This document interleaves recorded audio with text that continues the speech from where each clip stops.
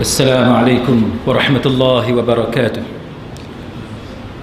إن الحمد لله نحمده ونستعينه ونستهديه ونستغفره ونعوذ بالله من شرور أنفسنا ومن سيئات أعمالنا.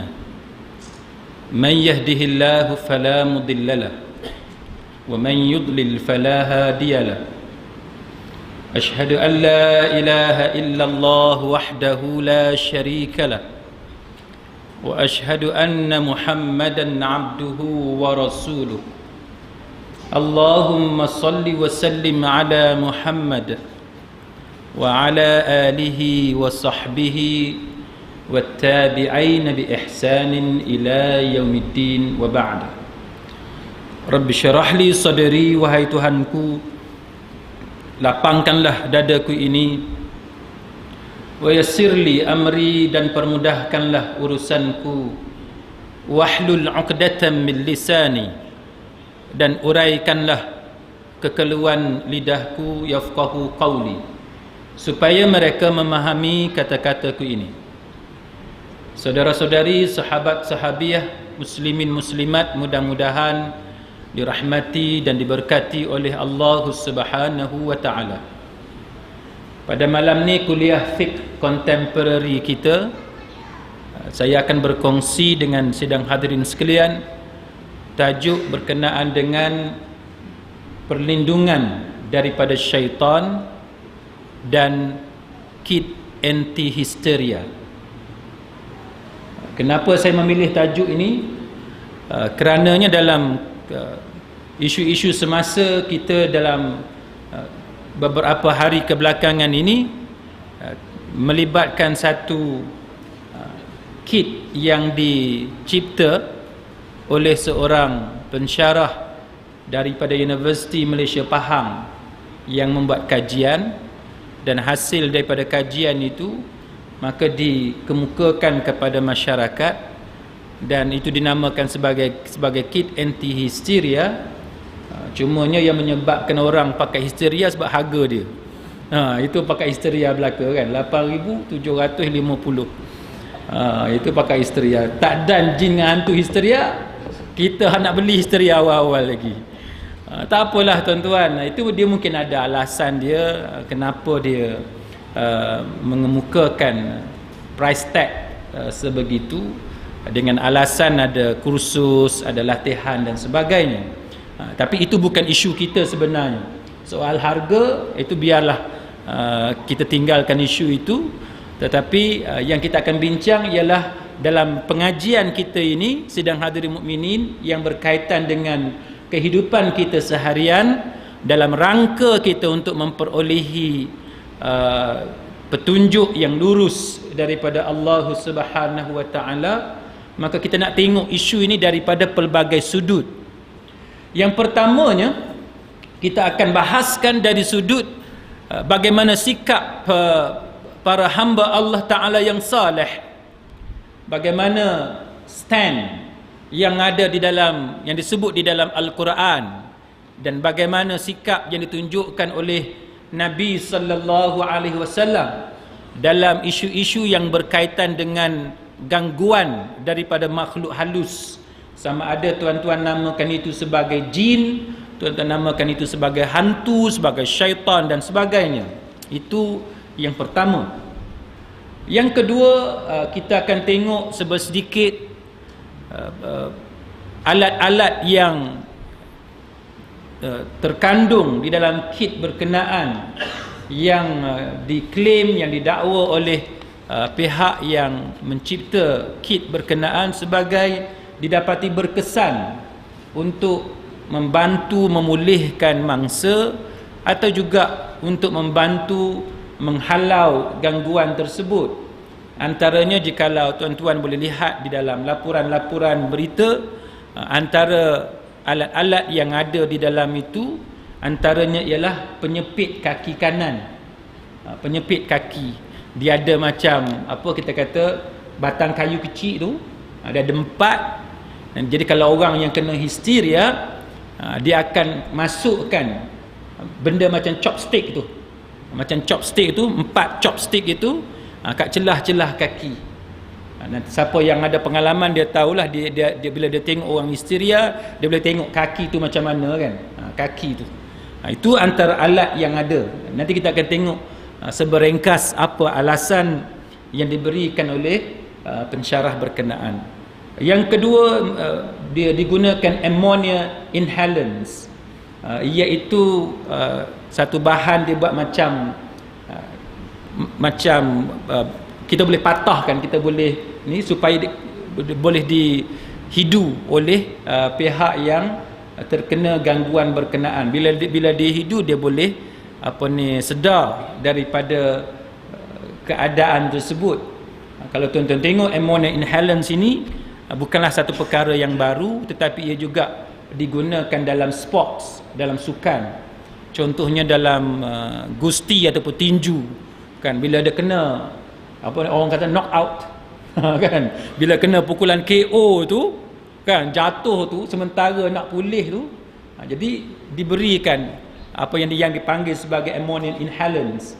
Sama juga jikalau siapa yang main bola, siapa yang sportsman dan sebagainya, atlet, bila mereka jatuh dan tak sedarkan diri, maka antara cara untuk menyedarkan orang yang dalam keadaan sedemikian menggunakan bahan seperti ini, ammonia inhalants.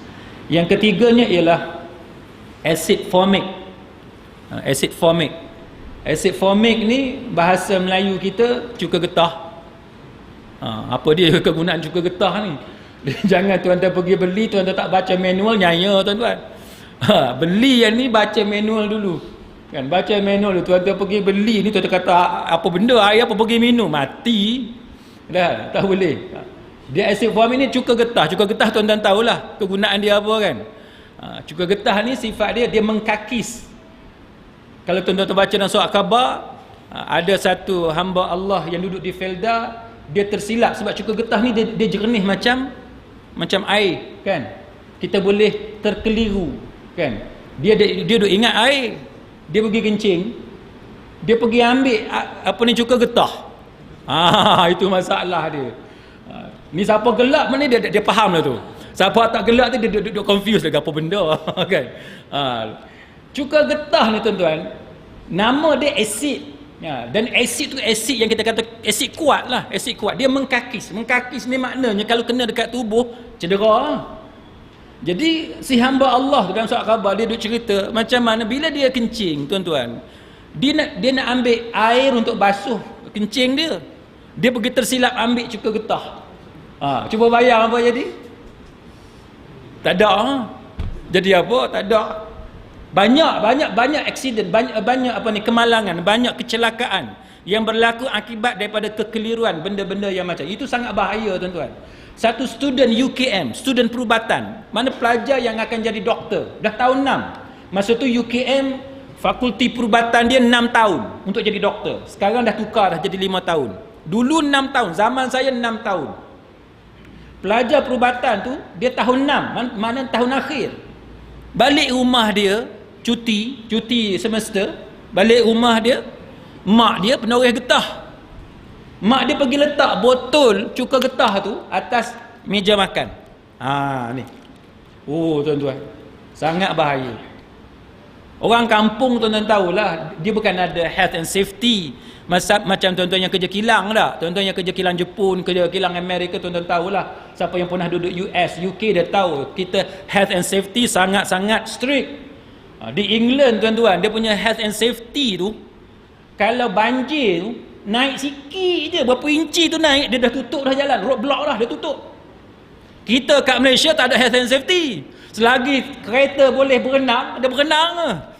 Itu health and safety kat Malaysia. Lain tuan-tuan. Jadi orang putih, orang Jepun apa semua, luar negara tuan-tuan, mereka sangat concern pasal health and safety. Kita di Malaysia ni, kita tak begitu terdedah, kecuali siapa yang bekerja dengan syarikat-syarikat tertentu.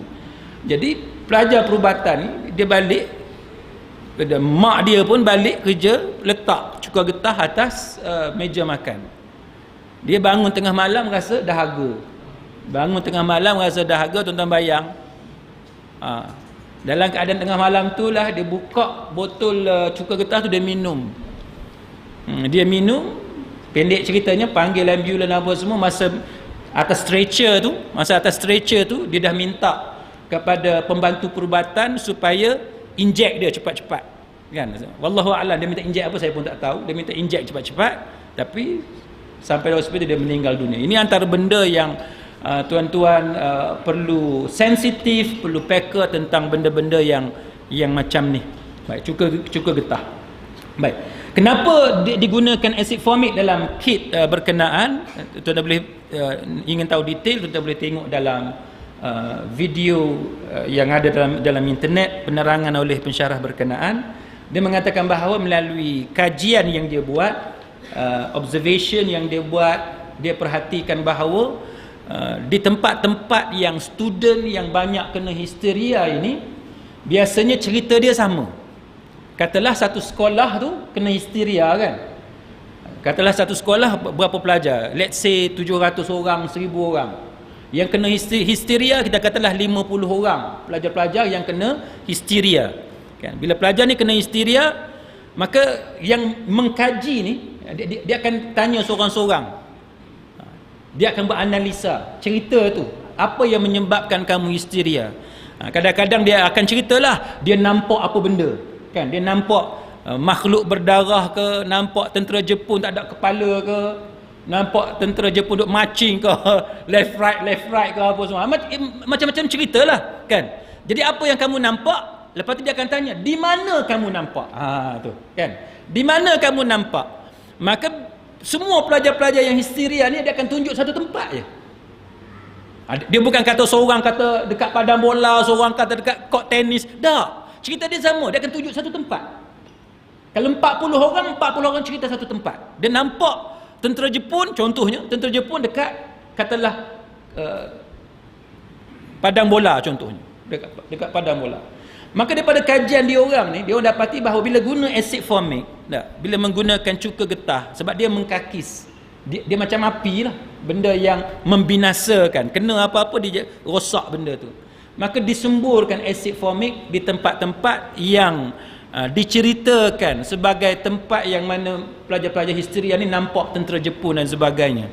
Maka didapati bahawa dengan cara yang mereka lakukan itu, beransur pulih, pelajar-pelajar tu hilang gangguan-gangguan berkenaan. Itu antara dakwaan ataupun hasil kajian yang dibuat oleh pensyarah berkenaan.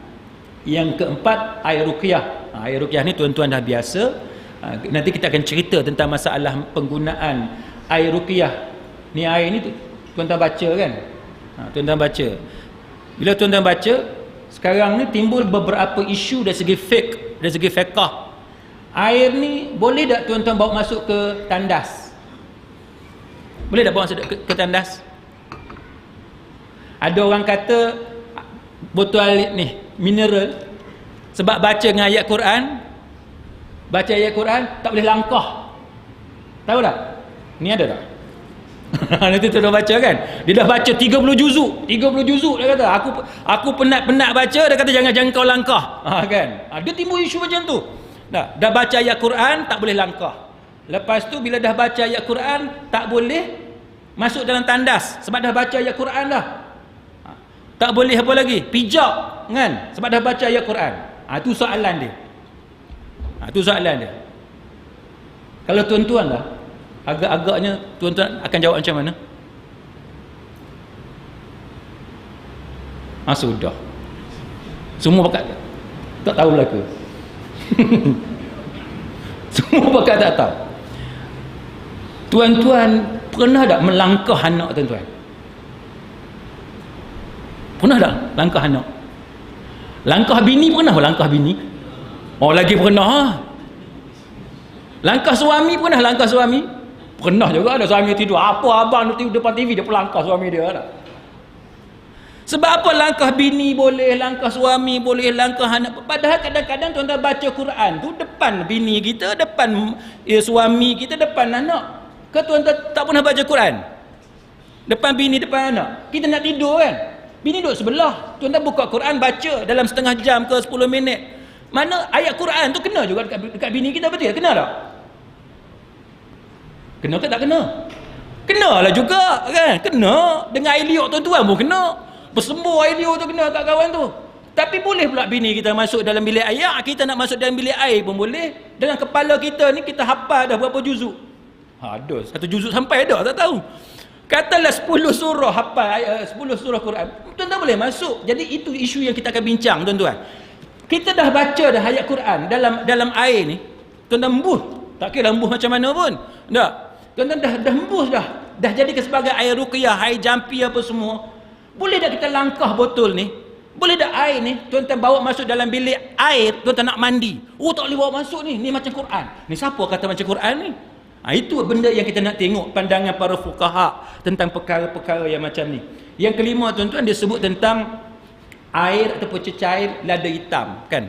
Penggunaan lada hitam dia percik dekat muka orang yang kena gangguan ini. Sebab apa? Sebab lada hitam ni kalau siapa-siapa yang biasa makan, biasa tak? Makan lada hitam bila? Masa breakfast. Tak? Telur masak separuh. Buhlah lada hitam ke apa kan.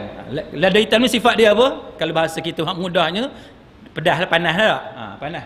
Maka didapati bahawa itu memudahkan untuk pemulihan. Maka itu antara alat yang digunakan dalam kit histeria. Dan kita nak tengok tuan-tuan sekalian dari segi fiqahnya macam mana, apa hubung kait benda-benda yang macam ni. Itu secara ringkas perjalanan kuliah kita pada malam ni. Briefing pun dah 20 minit dah. Tuan-tuan sekalian. Jadi muslimin muslimat sekalian, maka kalau kita tengok dari segi stand Quran sendiri, Quran menceritakan kepada kita bahawa kita dengan syaitan, sikap Al-Quran ialah dengan melihat ayat Al-Quran sendiri. Quran cerita bagaimana orang-orang saleh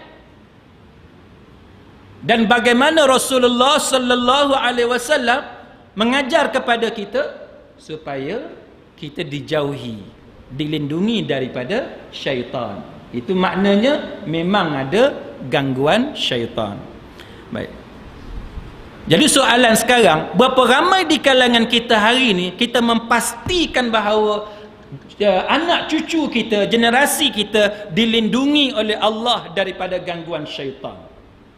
Berapa ramai di kalangan kita pada hari ini yang sentiasa berdoa kepada Allah Ta'ala supaya Allah Ta'ala menjauhi anak cucu kita daripada syaitan? Itu antara persoalannya. Umpamanya kita melihat Al-Quran menceritakannya dalam surah Ali Imran. Surah Ali Imran, ayat 35 hingga ayat 36 berkenaan dengan Hannah isteri Imran, iaitu nenek kepada Nabi Isa alaihissalam. Dia kata apa tuan-tuan? Dia kata idz qalat imra'atu Imran.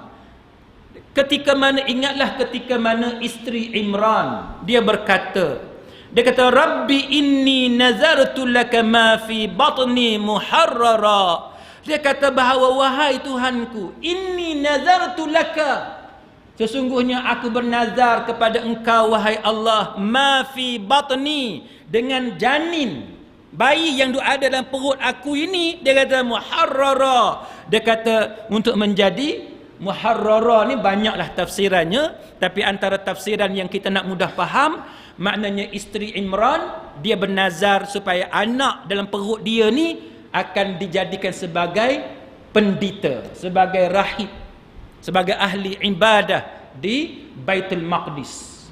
Di Baitul Maqdis, mana dia akan jadi hamba Allah Ta'ala yang saleh dan berbakti, beribadat kepada Allah Ta'ala. Maka dia kata fataqabbal minni, maka terimalah nazarku ini, doaku ini, innaka antas sami'ul alim, sesungguhnya engkau wahai Allah as-sami' yang maha mendengar, al-alim yang maha mengetahui. Falamma wada'atha, bila dia beranak apa jadi? Bila dia beranak apa jadi? Kan? Doktor bila dia sambut bidan, bila dia sambut anak kita, antara benda yang awal dia buat, dia tunjuk kan? Dia tak tunjuk kat tuan-tuan. Dia tunjuk kat isteri kita. Dia tunjuk kat isteri kita, cuba tengok ni kak, cuba tengok ni laki ke perempuan, dia kata kan. Jadi kalau tuan-tuan ada kat situ pun tuan-tuan boleh tengok sekali lah. Dia akan angkat budak tu, dia akan tunjuk. kan, lelaki ke perempuan, kita pun tengoklah, kita kalau lelaki, kalau perempuan. Jadi macam tu juga yang berlaku kepada Hannah, kepada isteri Imran, nenek kepada Nabi Isa alaihissalam. Jadi dia bernazar kalau anak tu lelaki, dia akan jadikan sebagai pendeta, beribadat kepada Allah Ta'ala sepenuh masa di Masjidil Aqsa, di Baitul Maqdis. Keluar tengok perempuan yang nama kemudian tu, itulah kata Maryam tu kan, keluar ibu kepada Nabi Isa alaihissalam. Dia kata apa? Qalat rabbi inni wada'tuha untha, aku beranak nak tengok perempuan. Rasa macam mana tuan-tuan? Rasa macam mana? Tuan-tuan nak anak lelaki dapat perempuan. Frah bukan frah sikit-sikit, frah menonggeng. Menonggeng macam mana tak tahu. Kalau kita nak anak perempuan, dah anak kita berderet, semua tu jantan belaka. 4 tu jantan belaka. Nombor 5 mesti nak perempuan. Tiba-tiba keluar nombor 5 jantan juga. Rasa frah menonggeng tuan-tuan. Dah lah 9 bulan duk susah. Kan? Macam saya pergi hari tu kenduri, lepas ceramah dia orang buat kenduri. Tanya kenduri apa? Kenduri sempena ceramah saya ke cik? Sempena ceramah kita pula. Dia kata masjid ni ustaz memanglah kita buat kenduri, adalah sempena apa-apa. Biasa kita iklan, dia kata kita iklan. Iklan macam mana? Dia kata ada hamba Allah ni bila ustaz nak buat ceramah, kita buat iklan, kata ada ustaz nak buat ceramah. Jadi siapa nak buat kenduri? Tiba-tiba satu hamba Allah ni dia nak buat kenduri, dia bernazar. Bernazar sebab apa? Macam ni. Anak dia 4 orang tu semua lelaki belaka. Jadi dia bernazar kalau keluar tu anak perempuan, tumbang lembu sekok, dia kata. Tumbang sungguh lah malam tu kan. Itu contoh tuan-tuan. Jadi Hannah ni tuan-tuan sekalian, keluar dia kata wada'tuha unsa. Aku melahirkan anak aku ni unsa, perempuan. Yang aku naknya lelaki. Wallahu a'lamu bima wada'at. Dia kata Allah Ta'ala ni lebih tahu, dia kata. Tengok tuan-tuan. Orang yang soleh, dia lain sifat dia. Memanglah kecewa, memang sedih tuan-tuan. Tapi dia tetap kata Allahu a'lam, Allah Ta'ala yang lebih tahu pasal apa Allah yang bagi macam ni. Aku nak lagu lain, aku doa lagu lain, tapi Allah bagi lagu lain. Kita Allah tu tak tahu main ke dalam kepala. Ada main serabut. 4 orang tak larat dah. Dia kata dah 4 jantan belaka, kalau main nombor 5 jantan juga tak larat lah. Dia kata dengan cushion rumah terkoyak habis, dengan pasu bunga jatuh tunggang terbalik, dengan TV. Kawan saya tu tuan-tuan, dia duk tengok kuliah malam ni tak tahu. Kawan, nak cerita pasal kawan saya ni, kawan agak baik juga. Kawan saya tuan-tuan, kami pergi rumah dia, tuan-tuan tahu dah anak jantan belaka awal tu. Tuan-tuan nak tengok rumah, kalau rumah kemas anak perempuan lah ramai tu. Kalau rumah selera, confirm anak jantan habis 4-5 orang. Saya pergi rumah dia tuan-tuan, tengok meja diterbalikkan buat macam perisai. Tuan-tuan tahu diterbalik buat macam perisai tu. Saya kata Allah, apa jadi ni rumah kan, terbalik depan TV tu buat macam perisai. Saya tanya sahabat saya ni, Syekh, apa cerita ni? Meja makan tu terbalik depan TV tu. Saya tanya dia, hang buat ke anak buat kan? Hang buat ke anak buat? Dia kata aku buat lah tu. Tanya pasal apa pula? Dia kata anak nak panjat TV tu. Anak nak panjat TV. Dia kata TV tu dia kata dah jatuh banyak kali dah, muju tak pecah dah.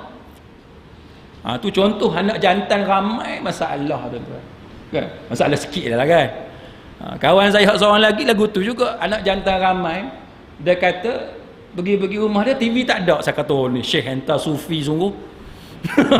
Memang zuhud sungguh ni entah mengaji kitab Ihya Ulumuddin banyak sungguh pun. Dia duduk melawak dengan dia kan. Entah mengaji Ihya Ulumuddin kuat kan. Saja nak melawak dengan dia. Dia duduk gelak. Dia duduk gelak. Rupa-rupanya apa?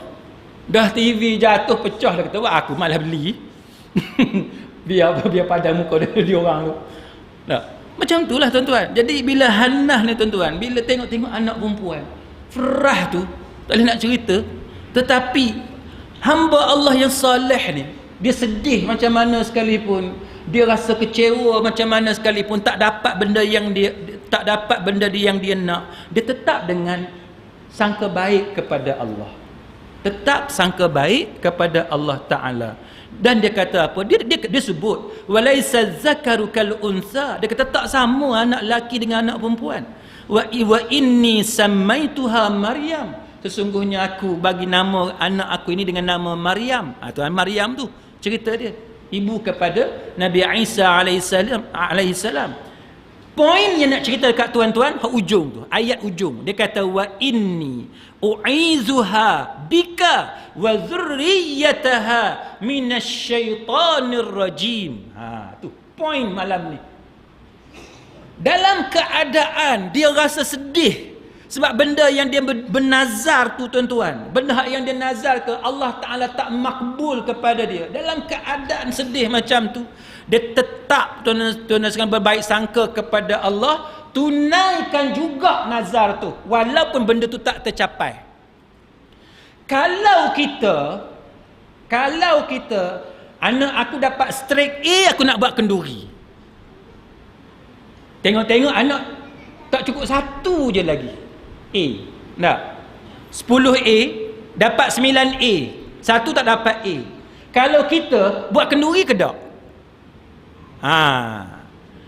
Siapa di kalangan kita walaupun nazar dia tu tak dipenuhi, tapi dia tetap teruskan nazar dia itu, maka dia telah mencontohi tingkah laku pribadi Hannah yang Allah Ta'ala cerita. Mana hamba Allah Ta'ala yang salih, dia bernazar tapi Allah tak makbul, tapi dia berbaik sangka kepada Allah, dia tunaikan juga. Maka dalam ayat ni muslimin muslimat sekalian, kita dapati bagaimana dia namakan Maryam, dan dia kata, dan sesungguhnya aku meminta kepada engkau wahai Allah supaya melindungi dia, melindungi Maryam dan keturunan dia daripada syaitan yang direjam. Maknanya apa tuan-tuan? Maknanya bahawa ada gangguan syaitan, dan Al-Quran mengajar kepada kita supaya kita memastikan ahli keluarga kita terhindar daripada gangguan syaitan. Baik. Kemudian muslimin muslimat sekalian, dia kata apa? Dalam Sahih Bukhari, Abu Hurairah radhiyallahu anhu dibawa kepada kita satu hadis Nabi. Nabi kata ma min bani Adam, dia kata ma min bani Adam mauludun illa yamassuhu syaitanu hina yulad. Setiap anak Adam ni, manusia ni, bila dia lahir mesti kena sentuhan syaitan. Sentuhan syaitan makna kena gangguan daripada syaitan. Baik. Kecuali siapa dia? Kecuali ghaira Maryam wa baniha, kecuali Maryam dan anak dia. Siapa dia? Maryam dan Nabi Isa alaihissalam. Maknanya Allah Ta'ala memakbulkan doa Hannah tadi. Ini tuan-tuan sekalian. Baik. Kemudian muslimin muslimat sekalian, Nabi sallallahu alaihi wasallam sebagaimana hadis Ibnu Abbas dan disebut dalam Sahih Bukhari dan juga dalam Sunan Abu Daud, dia sebut u'izukuma bikalimatillahi tammah min kulli syaitanin wa hammah wa min kulli ainin lammah. Nabi kata bila dia doakan untuk Hasan dengan Husain, siapa Hasan dengan Husain? Cucu Nabi. Nabi kata, aku memohon perlindungan dengan kalimah Allah yang sempurna untuk kamu berdua daripada gangguan syaitan, daripada gangguan binatang berbisa, dan daripada pandangan mata yang membuatkan kesakitan. Ini doa yang diajarkan oleh Nabi sallallahu alaihi wasallam. Dan begitu juga muslimin muslimat sekalian, Nabi cerita kepada kita dalam Sunan Abu Daud, dia cerita bahawa kana abukum yu'awwidhu bihima Ismail wa Ishaq. Nabi kata, ayah kamu, siapa dia ayah kamu? Kana abukum. Abukum, siapa ayah kamu? Nabi Ibrahim alaihissalam. Nabi kata, Nabi Ibrahim alaihissalam meminta perlindungan daripada syaitan. Untuk siapa dia? Untuk Ismail dengan Ishak, dengan doa yang kita baca tadi.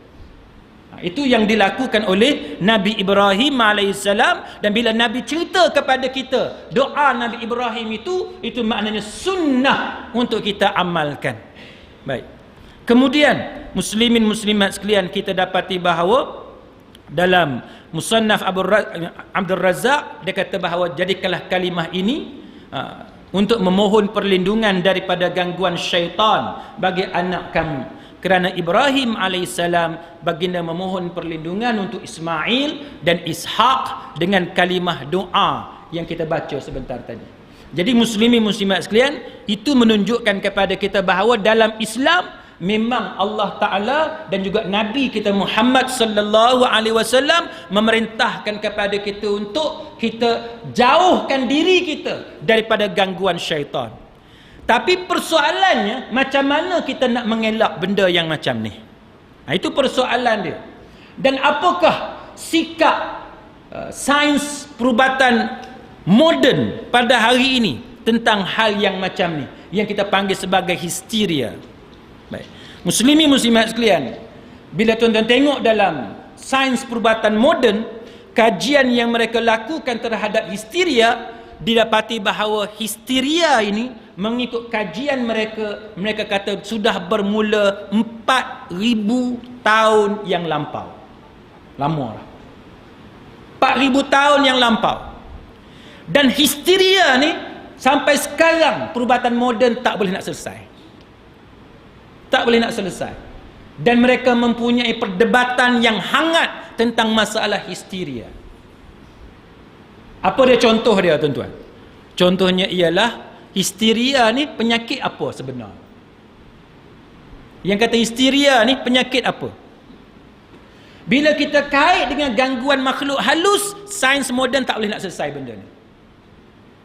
Tapi soalan sekarang ni, kalau kita nak selesaikan dengan sains moden, mereka ada dua mazhab. Sains moden pun ada mazhab juga, tuan-tuan. Dia ada puak salaf dengan khalaf juga. Apa dia salah dengan khalaf dia? Dia ada dua mazhab di kalangan pakar-pakar perubatan zaman kita sekarang ni. Apa dia? Yang pertamanya dia kata histeria ni dia masalah otak. Masalah otak. Otak tu jam, itu yang menyebabkan tubuh kita ni jadi pelik. Itu satu pendapat. Mana benda tu dia jam kat sini. Dia jam kat sini, tubuh tu jadi pelik pasal dia jam kat sini. Jadi mulut jadi meracau, keluar suara orang lain. Tak, bini kita suara halus. Tiba-tiba bila dia kena histeria tu, suara tu tuan-tuan, Allah kita dengar. Memang takut. Tuan-tuan nak tahu takut tak takut? Tuan-tuan memang gelak lah sekarang. Tuan-tuan gelak lah. Saya cabar tuan-tuan, siapa hak gelak lah kan? Siapa hak gelak?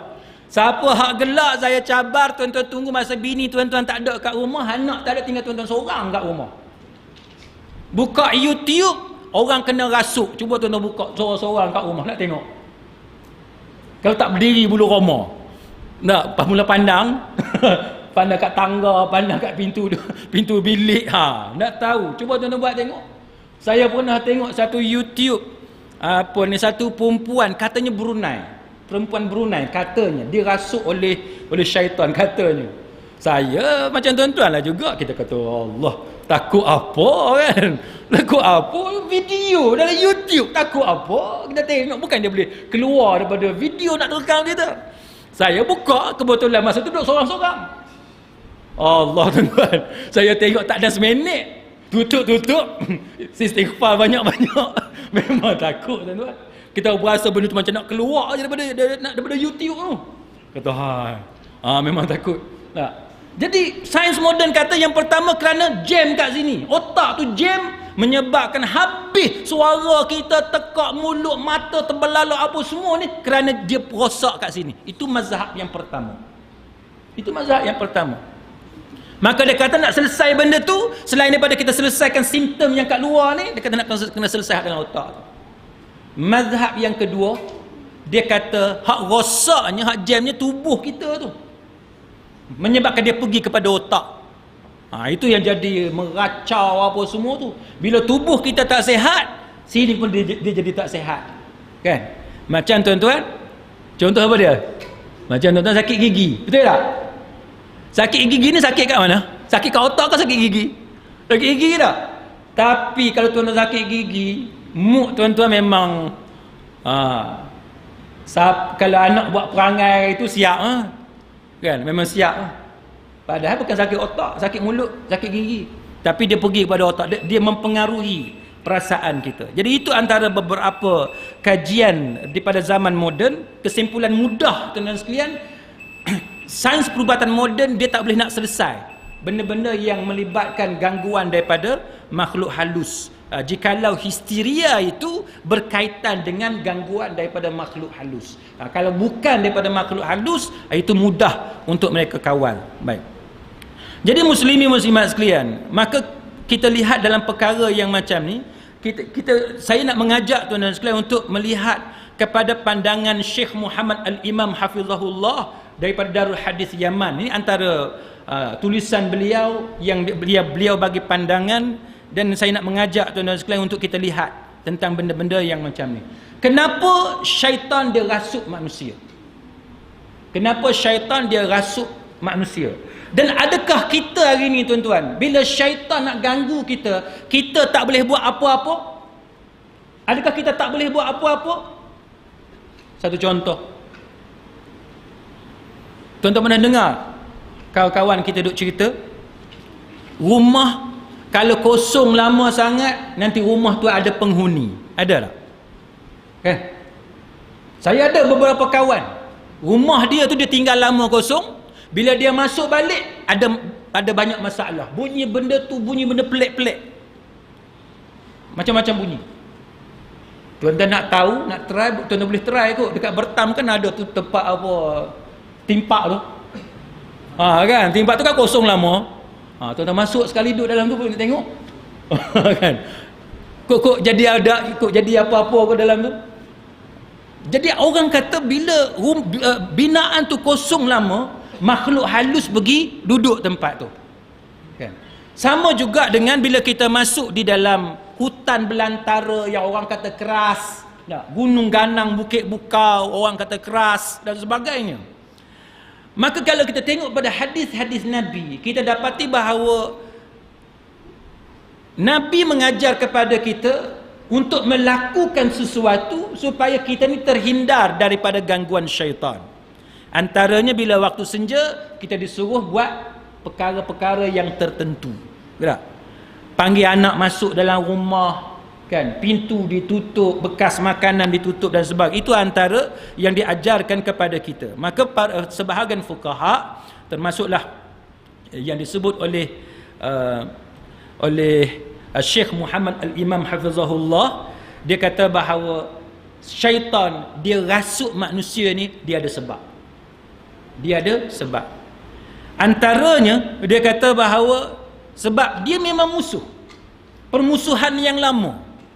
Itu ikrar daripada syaitan. Sebagaimana Quran cerita, inna syaitana lakum adu. Kan? Quran cerita bahawa sesungguhnya syaitan itu adalah musuh kamu. Fattakhizuhu aduwa. Maka kamu kena ambil dia sebagai musuh. Kamu kena ambil dia, consider dia, regard dia sebagai musuh. Jangan kata dia musuh tapi kita berkawan dengan dia. Tak boleh. Kalau dia musuh, anggap dia sebagai musuh. Maka Allah Ta'ala kata, innama yad'u hizbahu liyakunu min ashabis sa'ir. Sesungguhnya dia menyeru pengikut dia agar menjadi penghuni api neraka. Wal'iyadzubillah min zalik. Na'udzubillah. Jadi syaitan ni dia akan kacau kita supaya kita akan menjadi penghuni api neraka Allah. Na'udzubillah. Sebab apa dia rasuk kita? Sebab permusuhan yang lama. Tuan-tuan faham tak maksud permusuhan yang lama ni apa dia? Dendam hak lama.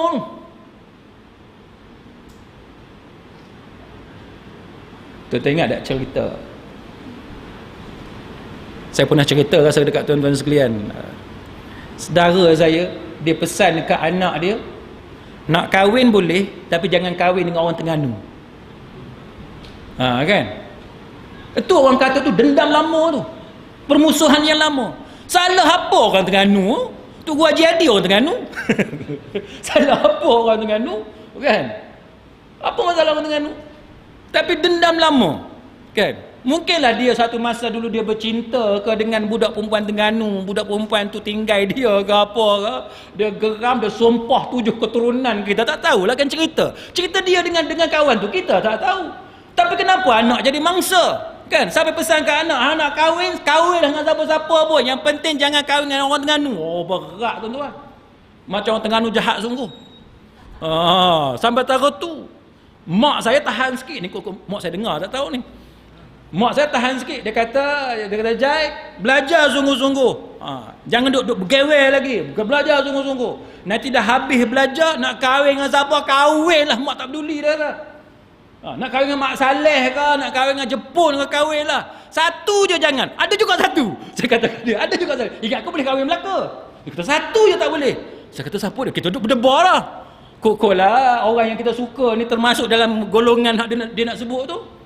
Sikit lagi dia sebut orang Pahang nyanyi saya. Kita duduk tengah bercinta dengan orang Pahang. Bimbang duduk lah. Dia sebut Pahang nyanyi aku. Dia kata satu je tak boleh. Saya kata siapa dia? Mak tak boleh. Janda. Jangan dia kahwin dengan janda. Dia tak mau anak teruna dia kahwin dengan janda. Saya kata dok mak.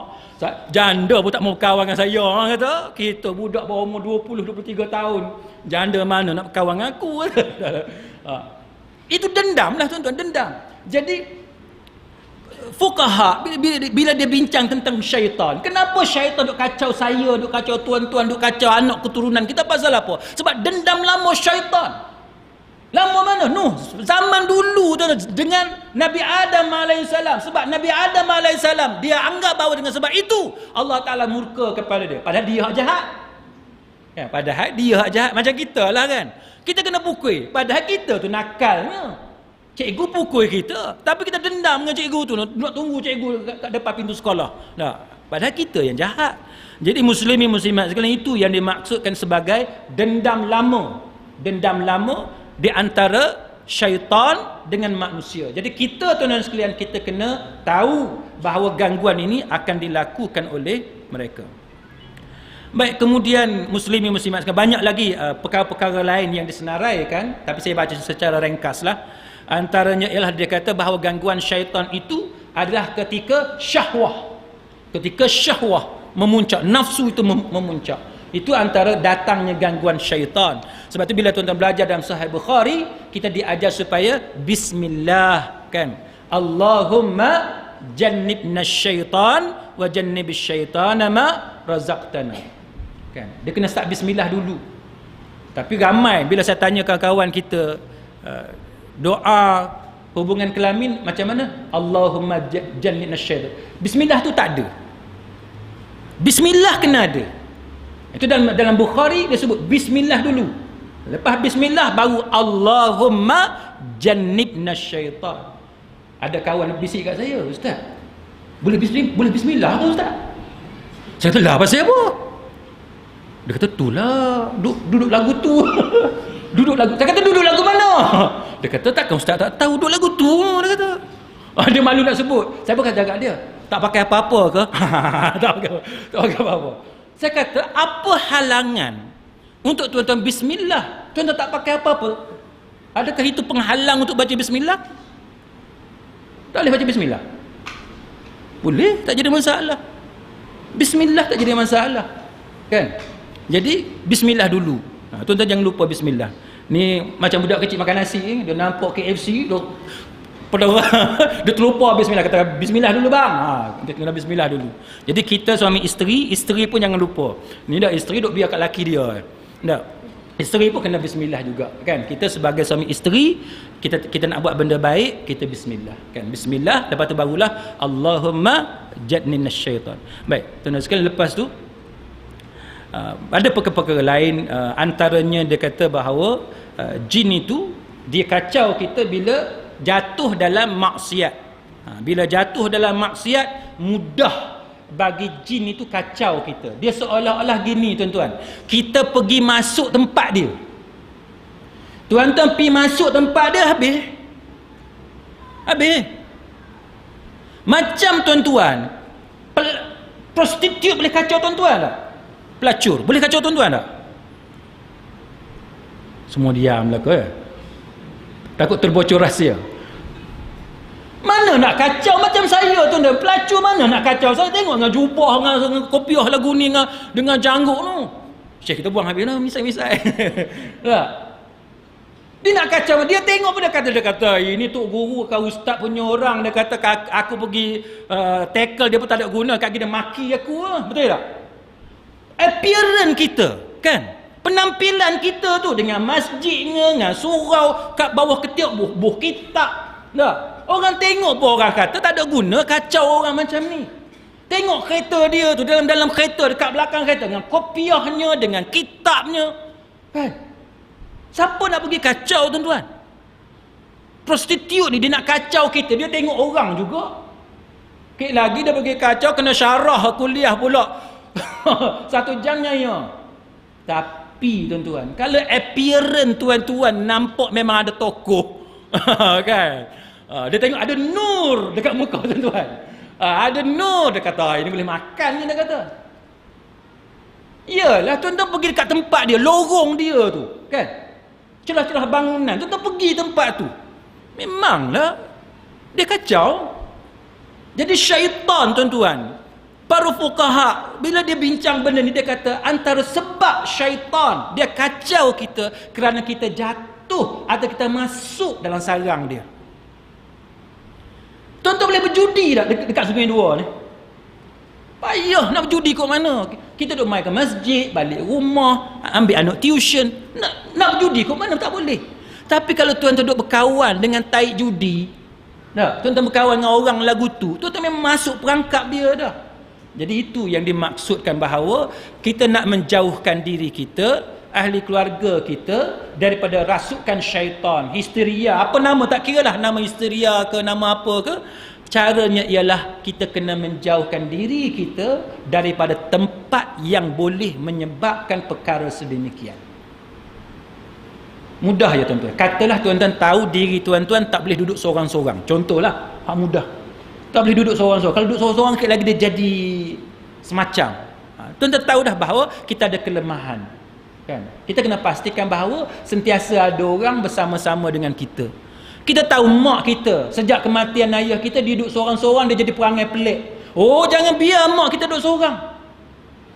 Sebab kita tahu dah bila dia duduk seorang, dia nampak pelik dah. Maka kita sebagai anak yang bertanggungjawab kena pergi teman mak kita yang dah kematian ayah kita tu. Sama ada kita pergi duduk dengan dia, ataupun kita bawa dia duduk dengan kita, ataupun kita cari rumah boleh duduk kembar dua lagu tu, duduk sebelah menyebelah, supaya senang kita tengok mak kita yang bersendirian. Itu contoh muslimin muslimat sekalian, cara yang para fuqaha bila dia bincang benda-benda yang macam ni, cara untuk kita menjauhi daripada gangguan syaitan. Dan begitu juga muslimin muslimat sekalian, syaitan diajak kita untuk mengamalkan benda-benda yang seperti sihir, ilmu nujum dan sebagainya. Cara dia macam mana? Sebagaimana yang berlaku dalam masyarakat kita, kita hilang barang, pergi cari tok pawang, suruh tok pawang tengok barang tu ada kat mana. Ini benda yang cukup pelik. Orang perempuan, saya selalu suka sebut contoh ni, orang perempuan, dia tengok suami dia ber-SMS kan. Dia pun check SMS. Suami ni pun satu, dia pergi bubuh password dekat telefon isteri, syak lah. Selama ni tak bubuh password, tiba-tiba bubuh password. Ni mesti something wrong. Tak? Abang bagi password kan? Bagi password. Kita nak bagi tak? Dia semua bakat tunduk belakang, tak mau angkat kepala. Kan? Isteri minta ni, abang bagi password. Saya nak tengok apa benda dalam telefon abang tu, ada apa? Tuan-tuan bubuh password. Tiba-tiba bini minta. Nak bagi tak bagi? Kalau saya lah dah, saya tak ada masalah, ambil lah nak tengok pun. Saya tak ada apa-apa dalam apa saya punya telefon, WhatsApp ke apa, tak ada apa-apa. Ambil lah nak tengok. Sebab tu dalam telefon saya tak pernah ada password. Kan? Anak nak tengok ke, mak anak kita nak tengok ke, tak ada masalah tuan-tuan. Sebab saya tak ada skandal. Saya tak ada skandal. Kan? Tak ada masalah apa-apa. Ambil lah nak tengok. Bila saya chatting dengan perempuan pun tak ada. Orang perempuan setakat duk tanya hukum, saya jawab. Setakat tu je. Sembang tak ada. Kan? Ambil tengok. Ada satu cerita, si suami ni dia bubuh password. Dia ingat bini dia tak reti. Kan? Dia bubuh password. Tinggal, confident lah. Selama ni duk bubuh dalam lipatan kain plekat. Boleh orang pergi ke toilet nak tinggal tak boleh, takut bini tahu, takut bini kelebek buka handphone, susahlah bawa pergi dekat pergi dalam toilet. Nak cerita kat lagi ada orang terasa pula kan. Tapi nak cerita dah bubuh dalam kain plekat tuan-tuan, dia terlupa masuk dekat dalam toilet, buka jatuh dalam lubang toilet tu, habis dah berapa kali dah rosak. Ada password pula sekarang, bubuh password tinggal. Nak cerita dekat tuan-tuan, orang bini kita ni tu tengok bodoh bini kita. Tuan tengok bini kita bodoh. Dah cerdik belaka tuan-tuan.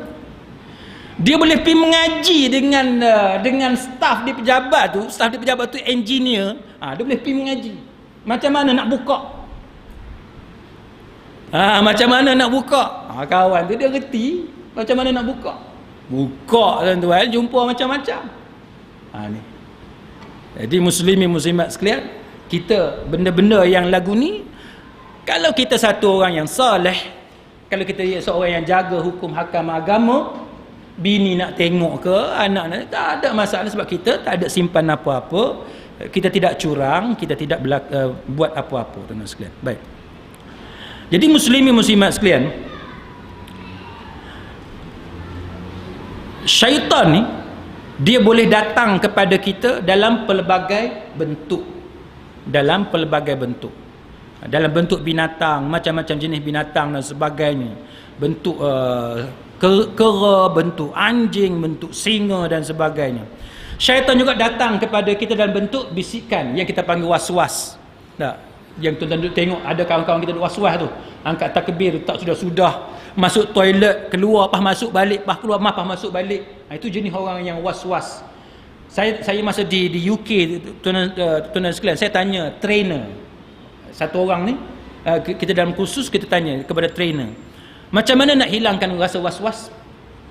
Was-was ni macam mana tuan-tuan? Kita ambil air semayang contohnya, lepas tu terlupa tak, basuh muka tak lagi kan, basuh muka tak lagi, ataupun tuan-tuan kencing, lepas tu tengok dekat kain ada basah, ni air kencing ke apa? Ini Al-Imam Al-Ghazali rahimahullahu ta'ala dalam kitab Ihya Ulumuddin, dia kata apa? Dia kata hendaklah kita percikkan air kepada kain, supaya kalau kita nampak kain tu basah, kita tahu basah tu pasal kita percikkan kain. Kita tak mau rasa was-was tu duk kata air kencing hak menitik. Imam Ghazali dia ajar kepada kita sampai tahap tu untuk kita lawan dengan syaitan.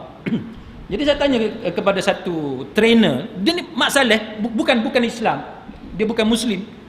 Saya tanya dia, orang yang was-was ni, cara nak atasi, nak overcome masalah was-was macam mana? Dia kata apa tuan-tuan? Dia kata fokus. Kita buat apa-apa kena fokus. Maksudnya bila tuan-tuan ambil air semayang ataupun tuan-tuan tengah mandi wajib, yang duk was-was selama ni tu, basuh dak lagi ni, tak, tuan-tuan was-was, cara nak menghilangkan was-was ialah fokus kepada apa yang kita buat, baru tidak was-was. Ambil air semayang, fokus kepada ambil air semayang, jangan duk mengelamun duk benda lain. Tak, ni tak, sambil ambil air semayang duk teringat dekat WhatsApp, nak balas balik hujah kawan tu. Duk karang ni dalam bilik air ni, dah ambil air semayang duk karang. Aku nak jawab, dalil mana nak ambil? Ni ambil dia Sahih Bukhari, dia basuh, lepas Sahih Muslim, bubur basuh, tengah basuh kaki, basuh muka dah lagi tak tahu.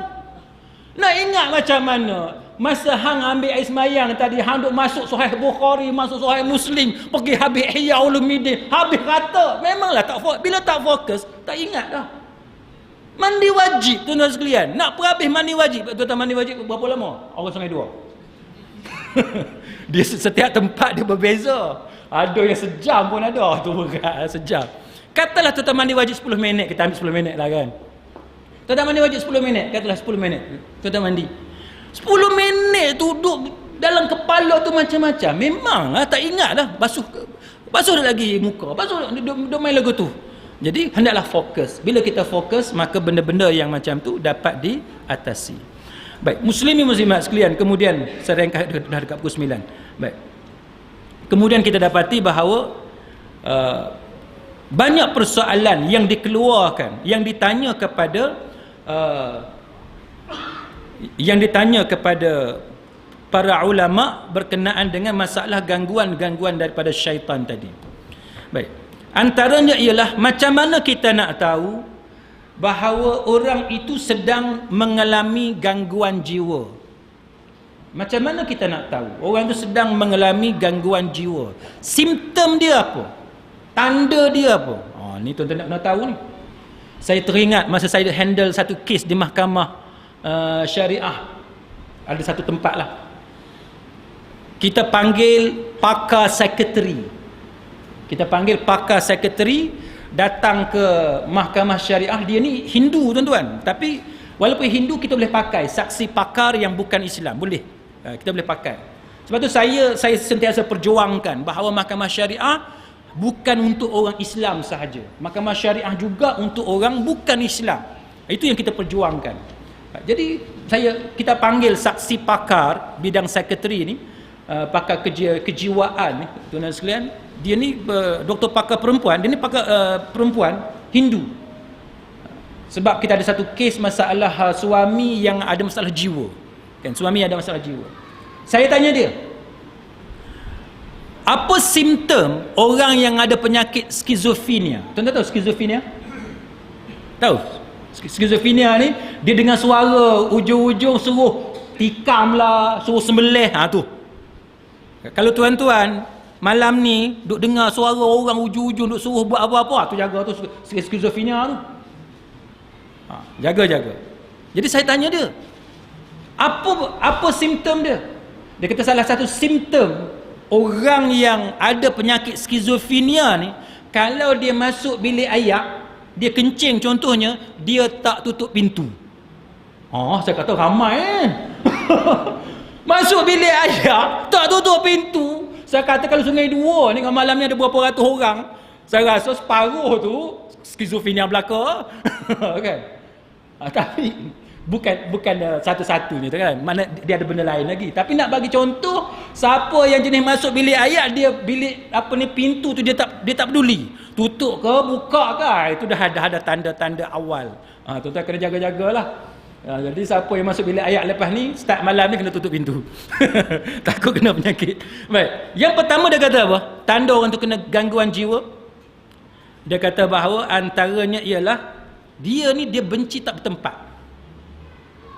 Tanpa alasan yang munasabah dia benci. Dia ikut dan dia je. Kadang-kadang kita pun tak faham pasal apa ni. Dia benci tak bertempat. Itu satu. Yang keduanya, dia selalu sesak dada. Dan sesak dada sebab rasa sedih. Bukan sesak dada sebab tersumbat.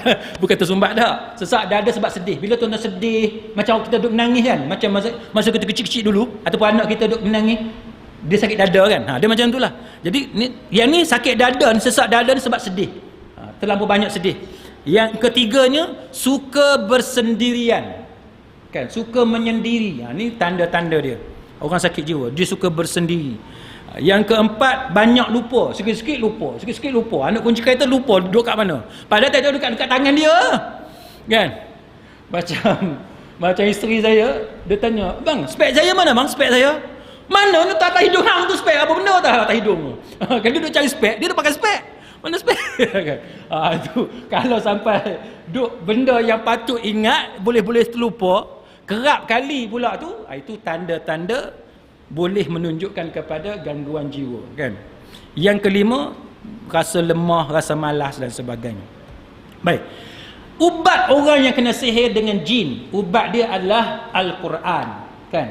Al-Quran dan sunnah. Macam mana? Yang itu yang kita nak mengaji, tuan-tuan sekalian. Kita tengok setakat mana yang sempat. Baik. Antaranya ialah kita tengok Imam Ibn Hajar Al-Asqalani dalam Fathul Bari dia kata apa? Kita ambil sumber-sumber yang kemas, kan, supaya kita tak deviate, kita tak terpesong. Bila kita nak mengaji benda lagu ni, tuan-tuan jangan duk main pergi beli buku tepi jalan aja. Jangan. Tuan-tuan nak mengaji bab benda alam ghaib, benda makhluk halus, tuan-tuan kena cari ulama yang tuan-tuan boleh pegang kata-kata dia. Sumber dia datang daripada sumber yang sahih, Quran ataupun hadis-hadis yang sahih. Antaranya sumber yang baik ialah Fathul Bari. Kitab Fathul Bari susunan oleh Imam Ibn Hajar Al-Asqalani. Dia kata apa? Dia kata para ulama sepakat bolehnya ruqyah. Ruqyah kita tahu kan? Bolehnya ruqyah kalau ada 3 benda ni. 3 ni kena ada. Yang pertama, mesti guna firman Allah Ta'ala. Mesti guna firman Allah Ta'ala. Maknanya ayat Quran lah. Mesti guna ayat Quran ataupun nama Allah ataupun sifat-sifat Allah Ta'ala. Itu syarat dia.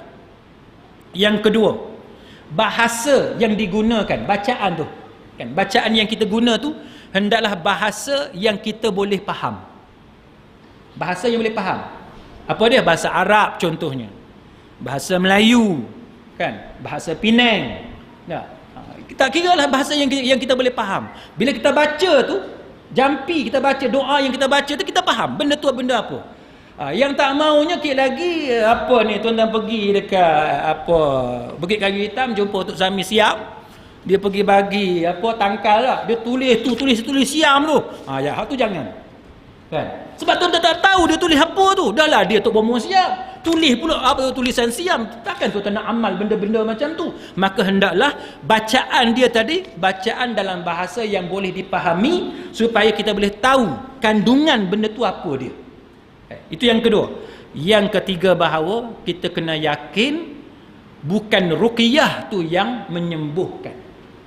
Jangan sekali-kali ada keyakinan ruqyah tu yang menyembuhkan, tapi yang menyembuhkan kita adalah Allahu Azza wa Jalla.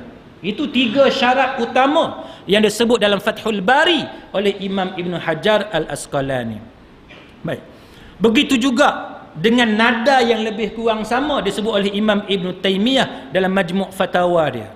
Baik. Jadi muslimin muslimat sekalian, dalam keadaan yang macam ni, maka kita dapati bahawa ada pandangan-pandangan ulama yang mengatakan bahawa perubatan moden tidak boleh menyembuhkan benda-benda lagu ni. Tak boleh.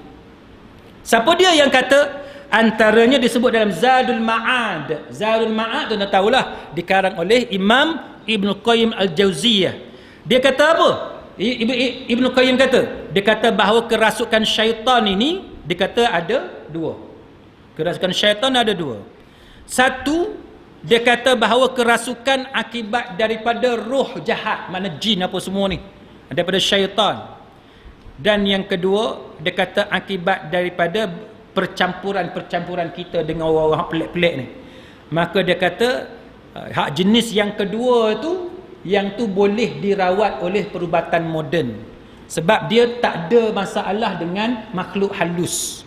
Histeria, rasukan yang tidak ada kaitan dengan makhluk halus, Ibn Qayyim kata perubatan biasa ni boleh menyembuhkan, kan. Tetapi kalau kerasukan itu akibat daripada jin, daripada syaitan, maka dia kata yang tu tidak boleh diubati oleh perubatan biasa. Baik. Ibnu Utsaimin dia juga membawakan pendapat yang sama. Dia kata bahawa pakar-pakar perubatan zaman sekarang mengesahkan bahawa jikalau histeria itu akibat daripada rasukan jin, maka ubat dia tak ada ubat lain. Syekh Ibn Utsaimin kata ubat dia tak ada benda lain melainkan daripada bacaan doa, melainkan daripada bacaan Al-Quran, melainkan dengan cara amalan soleh. Itu sahaja ubat dia. Baik. Maka kita dapati bahawa kaedah yang ditetapkan dalam Zadul Ma'ad oleh Imam Ibn Qayyim, dia kata bahawa tibbun nabawi, perubatan cara Nabi ni, dia takkan sesuai dengan tubuh tuan-tuan. Kalau tubuh tuan-tuan tu jahat, kalau tubuh saya jahat, na'udzubillah. Kalau tubuh tuan-tuan jahat, na'udzubillah. Kita ni jahat, tibbun nabawi tak sesuai. Dia tak ngam, dia tak masuk. Kita tuan-tuan, bila ingat dekat Nabi, bila sakit oh ni Tibun Nabawi ni. Tibun Nabawi. Sebelum engkau sakit, engkau semayang tak? Kau semayang? Semayang apa? Masa sakit pun tak semayang? Saya tak kata kat orang lain tuan-tuan. Saya memang ada di kalangan kaum keluarga saya sendiri yang kita kenal sangat, memang tak semayang. Zaman muda tak semayang, sampai zaman tua tak semayang. Cuba tuan-tuan bayang orang jenis apa lagu ni. Dia tak fikir ke bahawa dengan umur yang dah tua sekarang ni, dia akan mati bila-bila masa. Kita yang muda pun boleh mati bila-bila masa. Zaman muda tak semayang, sekarang duk sakit tak semayang lagi tuan-tuan. Lepas tu dalam keadaan tak semayang tu, hang nak minta ustaz pergi jampi hang supaya sembuh. Tak. Bawalah, ambil lah jampi apa pun, dia takkan masuk. Tibun Nabawi, Ibn Qayyim kata dia hanya sesuai kalau tubuh kita tu tubuh yang saleh. Orang yang beramal dengan amalan yang saleh. Kita sakit, ada gangguan syaitan ke, ada apa ke, kita ambil Tibun Nabawi, maka itu baru sesuai. Kita kena tahu tuan-tuan. Dia gini tuan-tuan. Tuan-tuan biasa tak makan nasi? Takkan tak biasa kot makan nasi. Okay. Lepas tuan-tuan makan nasi, tuan-tuan minum air apa? Oh, macam-macam ustaz. Air ustaz tanya air macam-macam. Teh tariknya dah, licikangnya apa semua macam-macam. Tapi saya nak tanya tuan-tuan. Tuan-tuan tahu tak? Biasa tak? Amalan orang-orang tua, kalau lepas makan, dia kata jangan minum air sejuk, tapi minum air suam ataupun air panas. Hak eloknya air suam lah, jangan panas sangat. Tuan-tuan biasa tak tengok? Biasa kan? Orang tua, dia kata kalau nak jaga tubuh kita, dia kata minum air suam, jangan minum air sejuk. Kita hak tu tak syok. Tak syok. Panas lagu ni, pergi minum air suam pula. Udahlah air suam. Air suam bukan ada apa, memang air saja. Mana sedap? Dia yang sedap je kalau bubuh apa dengan orange juice-nya kan, dengan itu baru seronok. Doktor tuan-tuan, bila kita tanya dia, dia kata tak ada masalah minum air apa pun. Tapi kalau tuan-tuan tengoklah,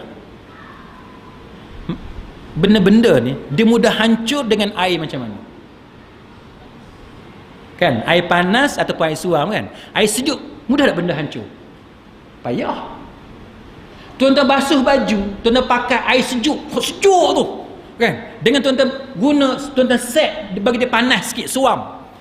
Baju mana bersih? Baju hak guna air suam atau air panas, betul tak?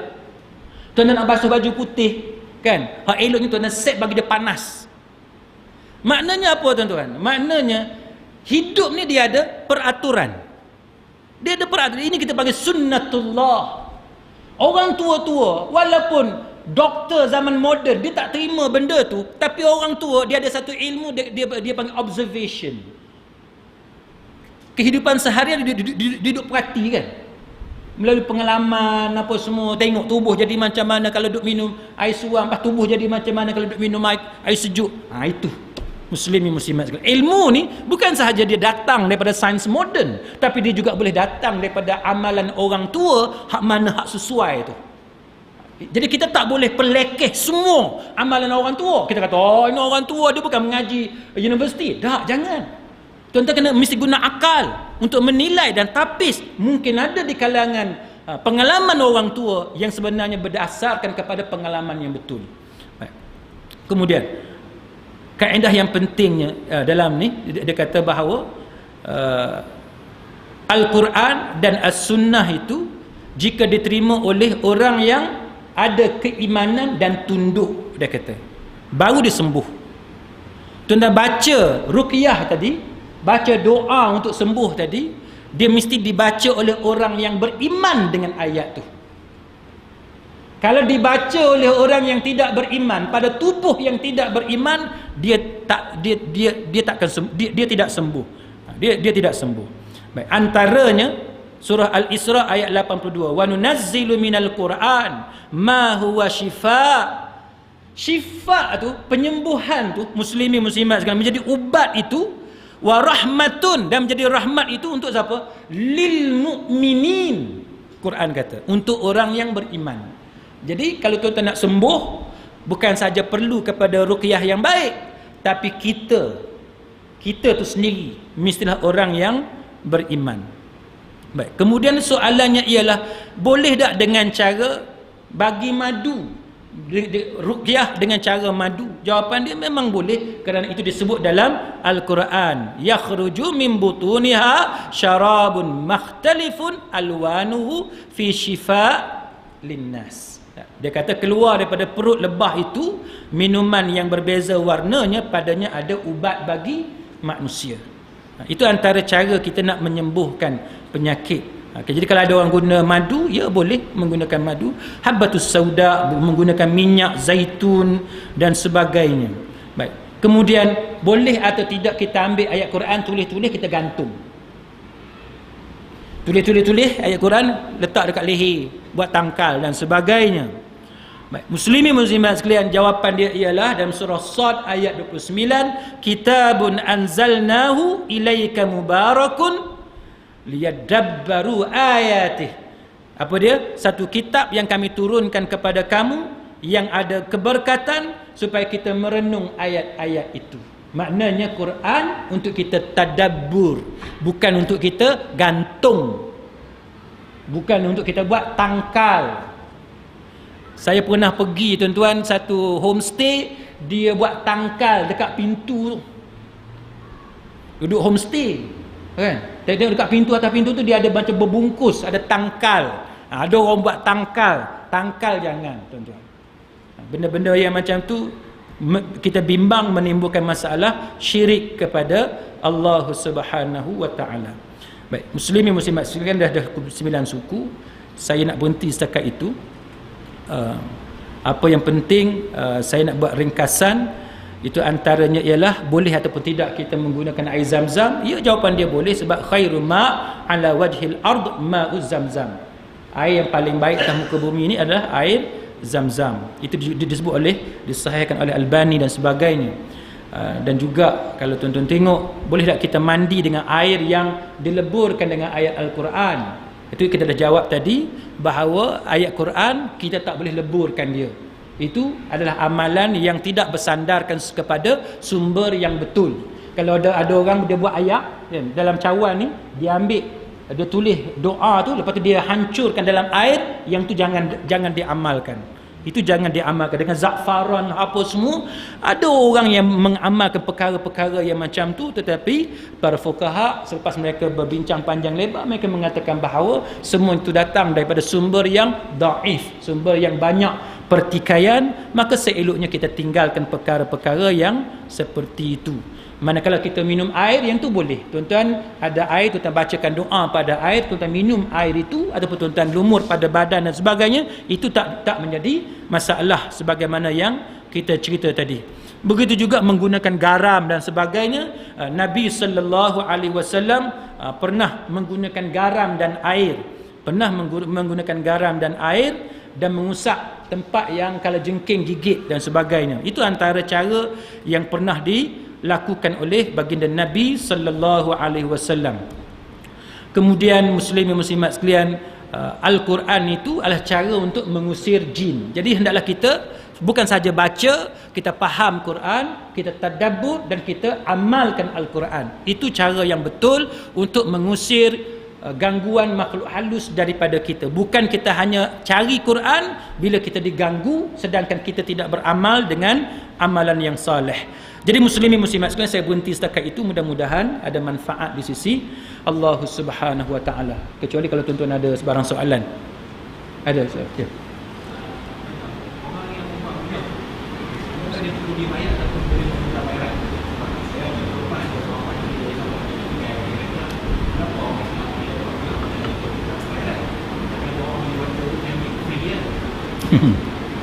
Wallahu alam. Tuan-tuan sekalian, adakah boleh mengambil bayaran daripada ruqyah, daripada bacaan yang kita baca kepada air dan sebagainya? Jawapan dia boleh. Yang itu memang ada fatwa. Dia dikaitkan dengan sebagaimana mengajar agama, sebagaimana kita panggil ustaz datang rumah mengajar anak kita tajwid, kita hantar anak kita mengaji agama fardu ain dan sebagainya, maka itu dibolehkan. Itu tidak ada sebarang masalah, wallahu a'lam. Tentang holy water itu, tuan-tuan sekalian, saya tidak ada pengetahuan yang banyak sama ada padri mengenakan sembahyang bayaran ataupun tidak kepada holy water. Tetapi pengalaman saya semasa di England, kebanyakan orang-orang Inggeris dia tak begitu suka kepada padri kerana mereka mengatakan bahawa padri mengenakan charge yang tinggi. Jadi wallahu alam, mungkin apa yang sahabat kita sebut itu di Malaysia mungkin mereka tak kenakan bayaran, tetapi di UK mereka mengenakan bayaran yang tinggi. Sebab tu saya sendiri, tuan-tuan, saya secara peribadi saya tidak begitu selesa jikalau ada ustaz datang ceramah mengenakan bayaran yang tinggi. Sama juga tuan-tuan pergi berubat, tak, sampai beribu dia kenakan charge, dia tu hanya baca ayat Quran, tuan-tuan bagi kepada dia dengan bayaran yang biasa untuk sara hidup dia, itu memadai. Tapi kalau sampai dia kenakan bayaran berapa-berapa, yang tu masalah. Tuan-tuan tengok macam Darus Syifa kan, Darus Syifa saya tak pernah sampai, tapi sahabat-sahabat kita yang pernah pergi bagi tahu, alhamdulillah, bagus, saya puji. Kalau betul macam tu saya tak tahu, tapi kalau ikut ceritanya nak bagi berapa bagi, betul tak macam tu? Nak bagi itu lebih baik, dan kita tak bagi depan dia. Mana dia tak tahu kita nak bagi sekupang ke, tuan-tuan tak bagi langsung ke, nak bagi 1000 ke, nak bagi berapa, dia tak kisah benda-benda macam ni. Dan itu pendapat saya itu adalah lebih baik, wallahu a'lam. Ada soalan lain? Tak ada. Mudah-mudahan ada manfaat di sisi Allah Subhanahu wa taala. Wallahu a'lam. Aqulu qawli hadza wa astaghfirullahal azim li wa lakum. Wassalamu alaikum warahmatullahi wabarakatuh.